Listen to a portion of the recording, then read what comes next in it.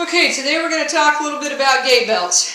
There's a lot of different kinds of gait belts out there. This is the most common gait belt. It's my favorite. This has a metal buckle. Some gait belts out there have a plastic buckle where you just snap it and then there's a quick release. But I think that this is by far the best gait belt. Color really doesn't matter. But I think by far this is the best. I think it's the safest, and I'll tell you why here in a minute.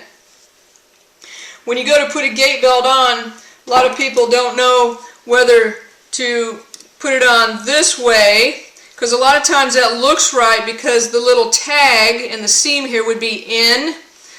But then when we go to put the gait belt on and feed the end of the gait belt through here, it doesn't quite work right. Okay? So most gait belts, the seam here where it's been folded over and stitched, you actually want that on the outside. Okay? You want the gait belt teeth here on the outside as opposed to on the inside. Okay? If I lift this little flap, now my teeth are on the inside. I don't want that. I want these on the outside. Okay? So what I'm going to do is I'm going to put this around my patient. Again, I've got the seam on the outside facing out. That way my teeth are on the outside. I'm going to feed this belt through. And as I feed it through, I kind of have to keep turning the belt. And I'm going to snug it as tight as I can. Okay? Now once I've snugged it, I can kind of let it go a little bit.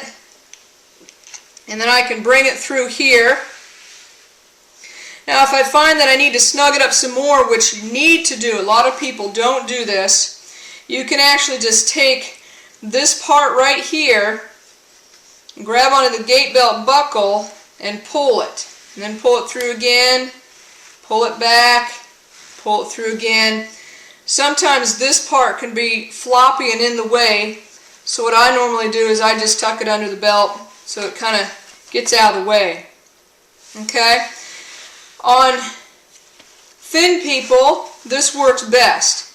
You want to snug it up as tight as they'll allow, kind of around their waist, kind of wherever it fits best.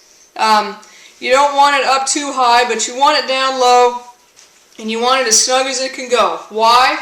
The reason being is because when you're walking with a patient or helping them transfer, if that patient all of a sudden starts to go down and you've got to pull up on this gait belt is snug, and you can go ahead and grab it, and it will probably catch that patient before they do a crash landing. You can lower them down slowly.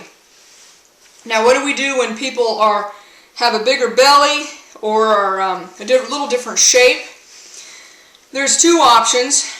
You want to either, if I had a bigger belly, I want to either bring this gait belt as far below that belly as I can. That way if I need to actually grab a hold of it, it's going to actually catch under that belly. Okay?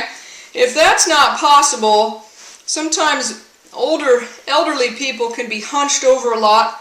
You want to bring this up over the belly, but with females, you want to actually bring it below the breast line and above the belly. Sometimes that's difficult to do, so you're going to want to have a gait belt right there, but you want it again as snug as you can get it, so that if they go down and you grab it, it's not going to go anywhere. Okay? Now unfortunately that's not even an option for some people.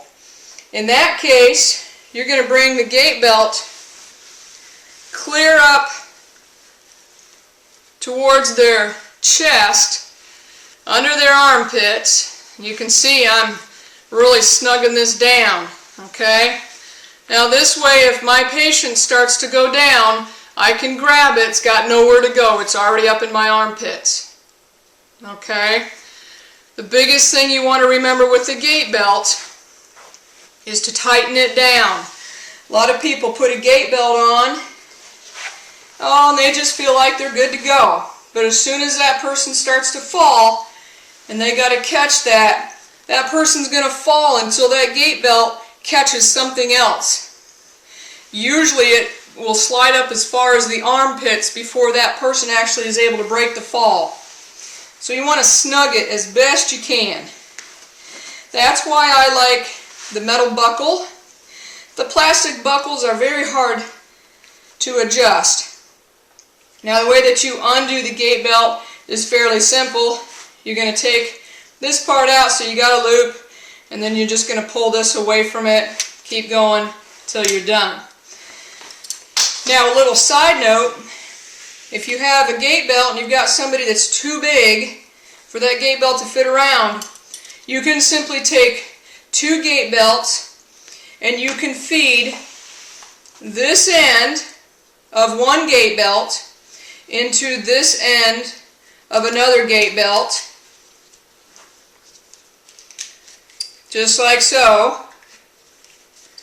Okay, so now you've connected the 2 belts, and then you're going to have the opposite ends of both of those ends free on the other side of the belt. That way you'll have a belt that's twice as big, and you'll just go through the same steps. Now when you snug those 2 gait belts together, you just want to make sure that you've got plenty of overlap. I've got about 4 or 5 inches there. That gait belt's not going to go anywhere. Those teeth are really clamped in as I pull that, so that's not going to go anywhere. So that's how you put a gait belt on, and that's how you can accommodate for a bigger person. Remember, a thin person, put it around their waist. A bigger bellied person, you're going to either go under the waist or above the belly but below the breast line. And if that's not possible, just go right under the armpits, so that if they go down, that gait belt can grab right under the armpit.